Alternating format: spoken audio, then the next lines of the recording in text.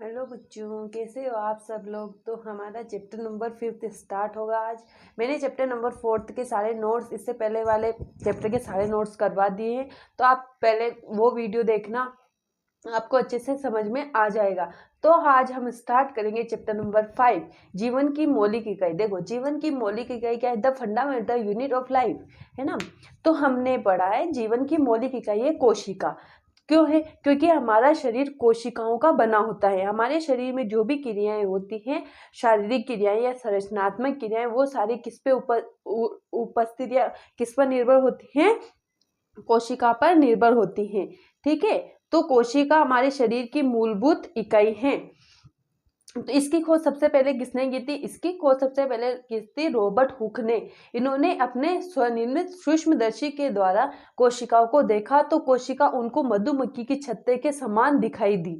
जैसे मधुमक्खी का छत्ता होता है, उसी प्रकार से हमारे शरीर की कोशिकाएं होती हैं।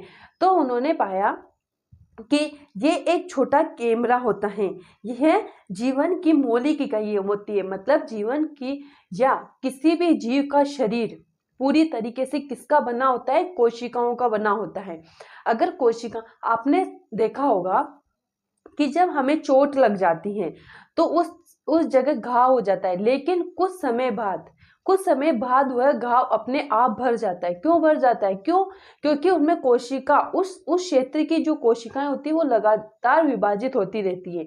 लगातार विभाजित होने के कारण वह घाव भर जाता है। तो हमारा शरीर किसका बना होता है? कोशिकाओं का बना होता है।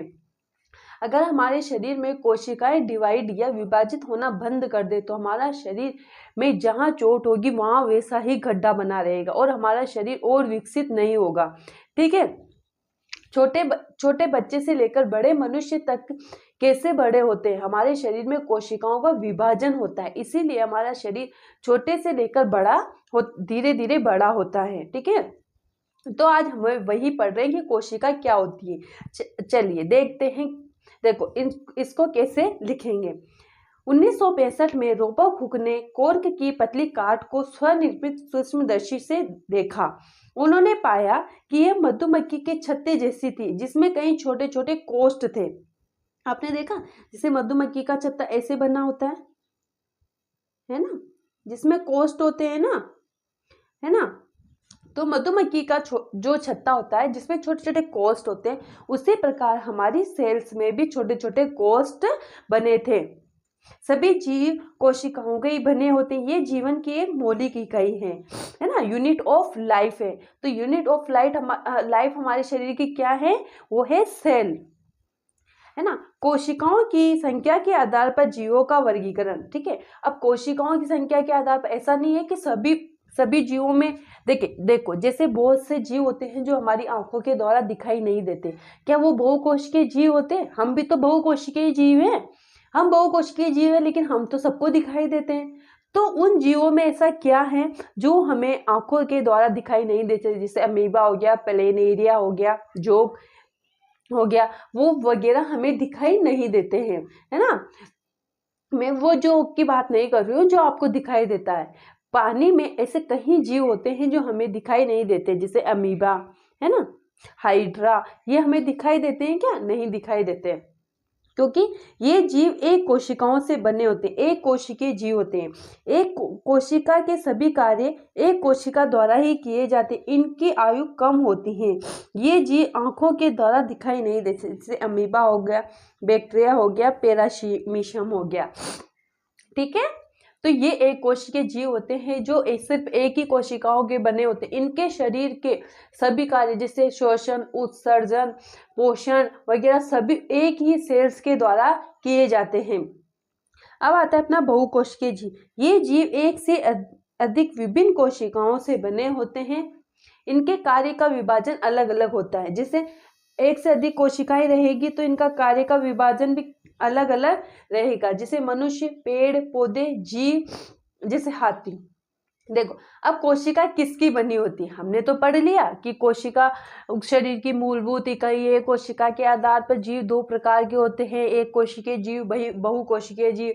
एक कोशिकीय जीव जिनका शरीर एक कोशिका का बना होता है, बहुकोशिकीय जीव जिनका शरीर एक से अधिक कोशिकाओं का बना होता है। लेकिन ये कोशिका बनी किसकी होती है, हमारे शरीर में ये कोशिका आती कहाँ से है ना, किसकी बनी होती है, तो हम वही पढ़ रहे हैं कि कोशिका किसकी बनी होती है।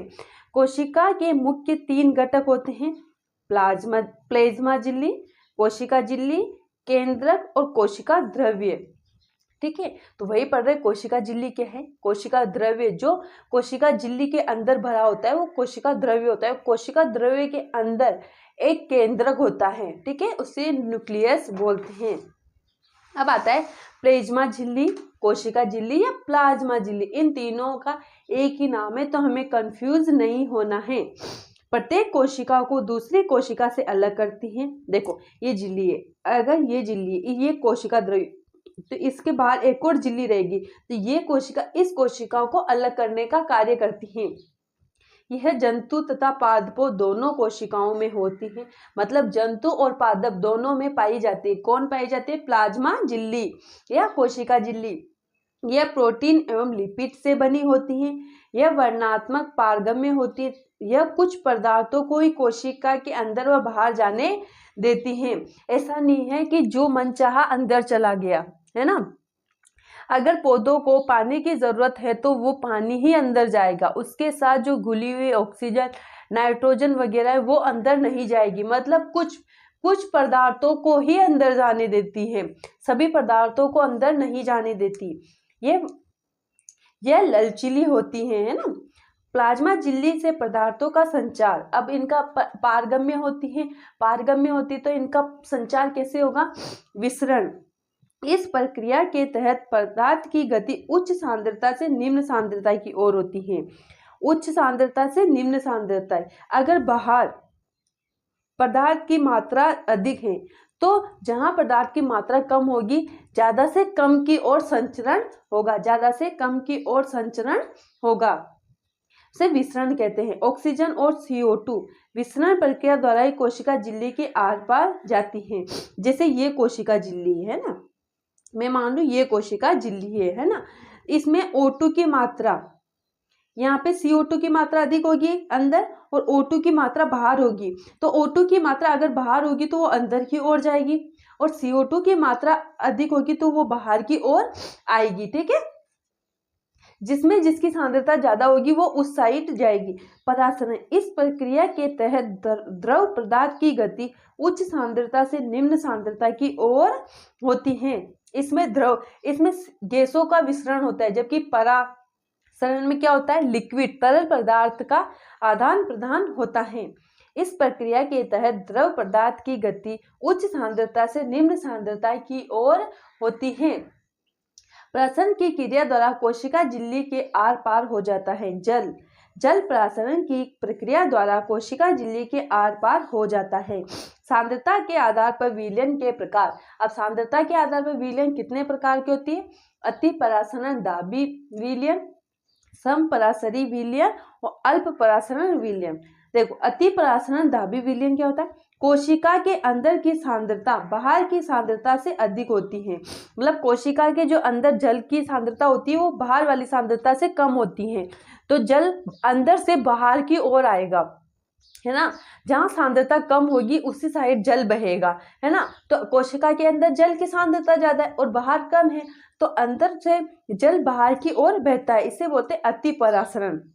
जिससे कोशिका के अंदर से जल निकल जाता है और कोशिका सिकुड़ जाती है।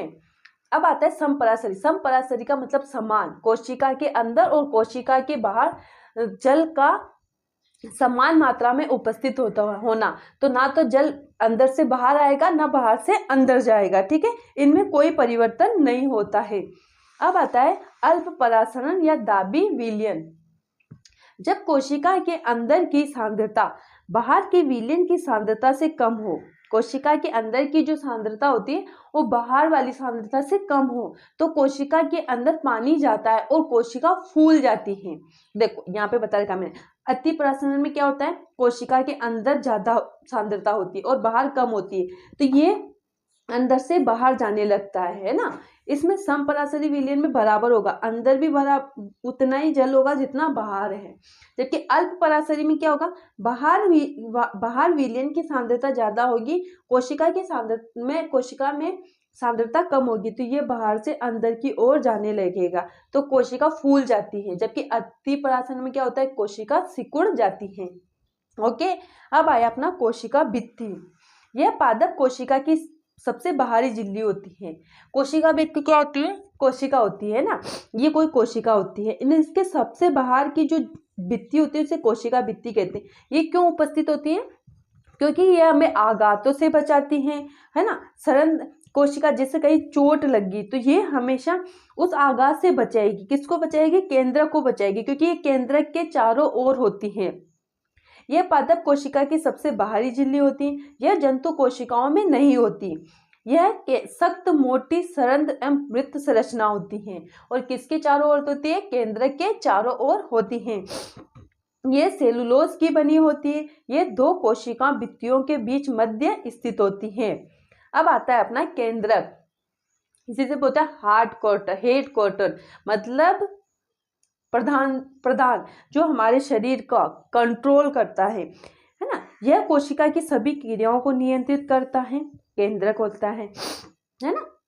यूकेरियोटिक कोशिकाओं में स्पष्ट केंद्रक होता है, जबकि प्रोकैरियोटिक कोशिकाओं में अस्पष्ट केंद्रक होता है। इनके देखो, यूकेरियोटिक कोशिका में क्या होता है, कोशिका झिल्ली और वो जो द्रव्य अंदर जो प्लाज्मा द्रव्य भरा होता है वो एक लिक्विड फॉर्म में नहीं होता, एक गाढ़ा गाढ़ा द्रव्य होता है जो केंद्रक को सेपरेट होता है। जबकि प्रोकैरियोटिक कोशिकाओं में क्या होता है, केंद्रक के ऊपर ही वो तरल पदार्थ होता है जिससे केंद्रक स्पष्ट दिखाई नहीं देता, है ना। इसके चारों ओर दोहरी केंद्रक झिल्ली और केंद्रक द्रव्य होता है। केंद्रक द्रव्य में केंद्रकाय, न्यूक्लियर का मतलब होता है डीएनए, क्रोमेटिन, धागे जैसी संरचनाएं होती हैं। क्रोमेटिन क्रोमोसोम डीएनए के बने होते हैं जिसमें आनुवांशिक गुण होता है। देखो मैं आपको बताती हूँ केंद्रक कैसा होता है, ठीक है। ये कोई संरचना है ना, देखो ये अपनी कोई संरचना है ना, ये मैंने अंदर संरचना बना ली। इसके अंदर क्या होगा, सबसे मेन पॉइंट होगा केंद्रक, है ना। इसके बाहर जो ये द्रव्य बड़ा होता है उसे कोशिका द्रव्य कहते हैं और कोशिका द्रव्य के बाहर एक झिल्ली होती है जिसे हम कोशिका भित्ति कहते हैं। ये कोशिका झिल्ली क्या करती है, इस प्लाज्मा, और ये प्लाज्मा केंद्र के चारों ओर क्यों रहता है, क्योंकि जब कोई आघात लगता है, जैसे कोई एक्सीडेंट होता है, कोई भारी आघात होता है, तो ये अपने पे ही सहन कर लेता है, उसको केंद्रक तक जाने नहीं देता। अगर जैसे बोलते हैं हम, वो व्यक्ति कोमा में चला गया, इसका मतलब क्या है, उसके केंद्रक पर आघात हुआ है। अगर केंद्रक पर आघात होगा तो केंद्रक जो हमारे शरीर के सभी कार्य को नियंत्रित करता है वो नियंत्रण करना बंद कर देता है। अगर नियंत्रण करना बंद कर देगा तो हमारा शरीर कार्य करना ही बंद कर देगा, ठीक है। तो इतना समझ में आया, यहाँ तक पढ़ रहे हैं हम पार्ट 1 में। इससे आगे वाला पार्ट हम पार्ट 2 में करेंगे, आगे वाले टॉपिक पार्ट 2 में करेंगे। यहाँ तक समझ में आए तो वीडियो को लाइक करना, शेयर करना, कमेंट करना और चैनल को सब्सक्राइब कर लेना, तो आपको जो आने वाली वीडियो है वो सब कुछ मिल जाएगा। मैं आपको इम्पोर्टेंट क्वेश्चन की भी वीडियो देने वाली हूँ जिसमें 100% क्वेश्चन आएंगे। Thank you.